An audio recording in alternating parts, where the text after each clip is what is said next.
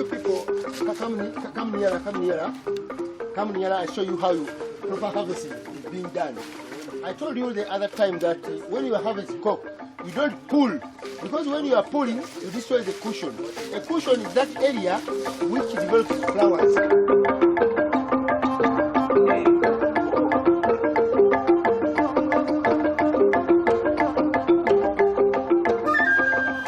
This is gold. When somebody really harvests this one, don't throw them away, because they say coke was defined as being God's food, according to literature behind there. Cocoa directly supports over 15,000 households in Uganda. Fermentation is one of the vital steps that ensure the development of chocolate flavor precursors and thus determines the quality of resultant chocolate and price offered to farmers. I am working for a company called African Trade Winds. We are buying cocoa from different locations in Uganda, and we have been buying cocoa beans from Mr. Luanga. He's a farmer himself, but he also buys from the area, other farmers in the area. Major exporters in Uganda do bulk the cocoa from the small-scale farmers to do the bulk fermentation. The currently used fermentation methods require huge volumes of cocoa pulp to achieve the desired quality, leaving small-scale farmers with no option but to sell their cocoa at a low price. Those boxes you see, the big ones, they accommodate 1,000 kilograms. This one accommodates 700. Many of the small-scale farmers do not have the techniques or the technologies to process our cocoa appropriately to meet the export standards. They do harvest of around 40 to 60 kilograms. Yet they need to travel long distances to take to the bulkers who will do the fermentation. The technology of fermentation using the tower boxes, it is laborious. People have to carry large volumes of cocoa, take to the first box to do the fermentation. Given the fact that they cannot do on-farm fermentation, they end up selling fresh pulp to the exporters, and they are losing a lot of money.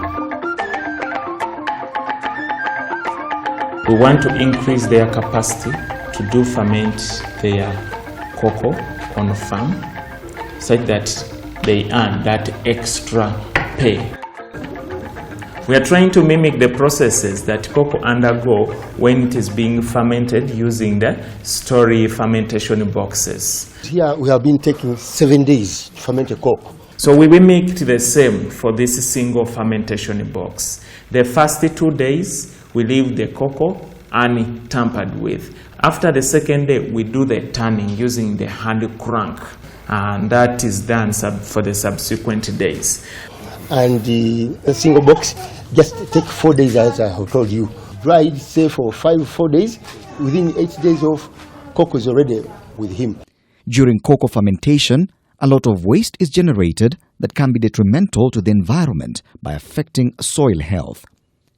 Under a public-private partnership, the National Cocoa Research Institute, NACORI, in collaboration with private sector actors and with support from the Science Granting Council's initiative, SGCI, and the Uganda National Council for Science and Technology, is tackling the above challenges by designing a single cocoa fermentation box that handles smaller volumes of 40 kilograms and more, and a stainless steel press for extraction of juice from cocoa pulp that can be fermented to generate value-added products like wines and ethanol. One of the objectives that was very key to this project was identifying yeast strains that would be suited to fermenting the cocoa to a perfect quality.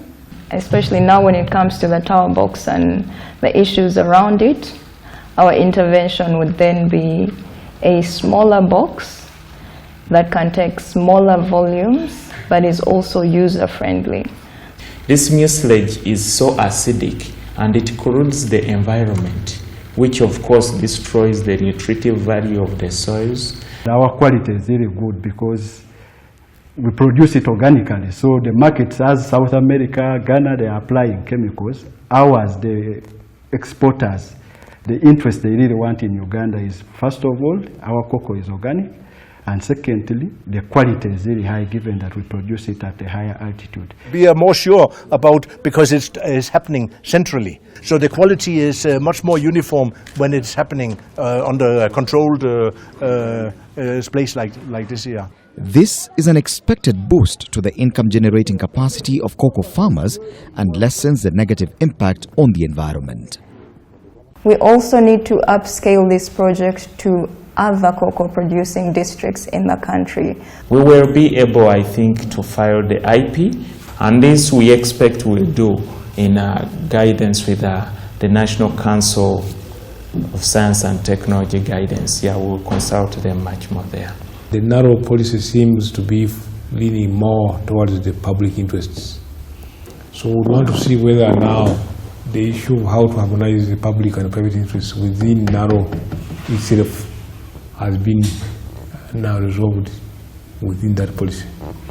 So now we can be able to engage boldly with the private people. Farmers will be more drawn to growing the crop if they know they can process it on ground by themselves and earn a higher premium. If you are in an area that where you can grow cocoa, it is one of the best paying commodities or the produce that you can have.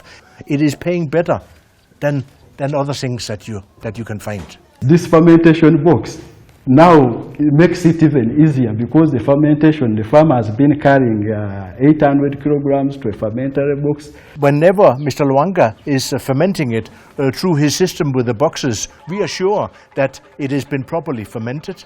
We take care of the quality, and then we're exporting to Far East and to Europe and wherever else we're exporting to.